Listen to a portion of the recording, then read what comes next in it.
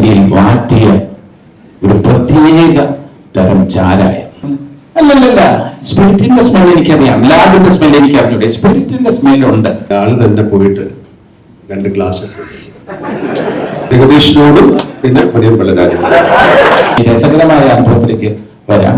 എന്നിങ്ങനെ വീട്ടിനടുത്തുള്ള ഈ night sequence, Lal ആ കട വരാന്തിൽ കിടന്നുറങ്ങുമ്പോൾ തിരുവനന്തപുരം ടോർച്ചടിച്ച് നോക്കുന്ന ആ സീൻ ഷൂട്ട് ചെയ്യുന്നതിന്റെ അന്ന് എന്റെ വീട്ടിലായിരുന്നു ഇവരെല്ലാം ഉണ്ടായിരുന്നത്.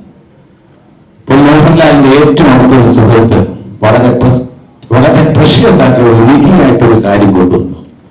പടങ്കണ്ടിയിൽ വാറ്റിയ ഒരു പ്രത്യേക തരം ചാരായം. എന്റെ മദറിലോ എന്ന് പറഞ്ഞാൽ ഹെഡ് മിസ്ട്രസ് ആയിട്ട് റിട്ടയർ ചെയ്ത ഒരു ലേഡിയാണ്, വളരെ സ്ട്രിക്റ്റ് ആണ്. അപ്പോൾ ഞാൻ പറഞ്ഞു, അത് ആരും മദറിലോ അറിയാതെ നിങ്ങൾ മാനേജ് ചെയ്താൽ കുഴപ്പമൊന്നുമില്ല.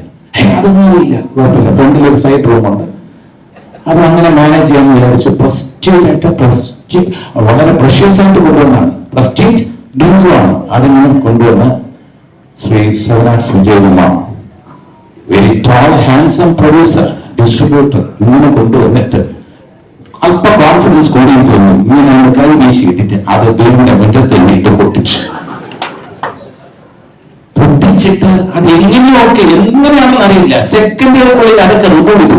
പക്ഷെ എന്റെ മദറിന്റെ അകത്ത് വന്നിട്ട് കെമിസ്ട്രി അധ്യാപക കൂടിയാണ്, ഇവിടെ സ്പിരിറ്റ് നടക്കുന്നുണ്ടല്ലോ.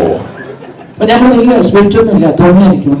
അല്ലല്ല, സ്പിരിറ്റിന്റെ സ്മെൽ എനിക്കറിയാം, ലാബിന്റെ സ്മെൽ എനിക്ക് അറിഞ്ഞൂടെ, സ്പിരിറ്റിന്റെ സ്മെല്ലുണ്ട് എന്ന് പറഞ്ഞാൽ എപ്പോഴും മദ്യമാണെന്നുള്ളത് അങ്ങനെ ഇമാജിൻ ചെയ്യുന്നില്ല. അതുകൊണ്ട് രക്ഷപ്പെട്ടു.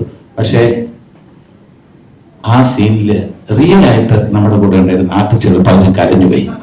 കാരണം ഇത്രയും നല്ലൊരു ഡ്രിങ്ക് മിസ്സായതില്ല.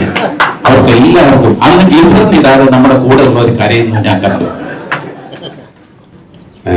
ഏറ്റവും ഒരിക്കലും പറയാൻ പാടില്ലാത്ത രഹസ്യങ്ങൾ ഉണ്ടെങ്കിൽ അത് നമുക്ക് ജഗദീഷിനോട് പറയാം.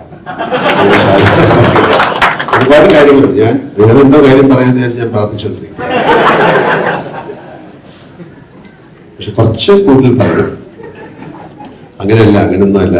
ഒരു കാര്യം അവിടെ ഉണ്ടായിരുന്നു, അതവിടെ വെച്ചു. അപ്പൊ ഇതിൻ്റെ അകത്ത് പോയപ്പോൾ ഇയാള് തന്നെ പോയിട്ട് 2 ഗ്ലാസ് എന്നിട്ട് അവിടുത്തെ മേശപ്പുറത്ത് വെച്ചു. അമ്മയൊന്നും അറിയില്ല, അതൊക്കെ ഞാൻ നോക്കണം. അപ്പൊ അമ്മ ഇങ്ങനെ എന്തോ നടന്ന് അങ്ങോട്ട് പോയിട്ട് തിരിച്ചു വന്നു. താഴെ 2 ഗ്ലാസ് വെച്ചിരിക്കണേ, എന്നിട്ട് അതെടുത്തും പോയി. അപ്പോ ഗ്ലിസറിൻ ഇടാതെ കരഞ്ഞു എന്നൊക്കെ പറയുന്നത് സത്യമാണ്. പക്ഷെ എന്തെങ്കിലും നിങ്ങൾക്ക് ജീവിതത്തിൽ ഏറ്റവും ആരോടും പറയാൻ പാടില്ല എന്ന് പറയുന്ന രഹസ്യം ജഗദീഷിനോടും പിന്നെ മണിയൻ പിള്ളരാജും.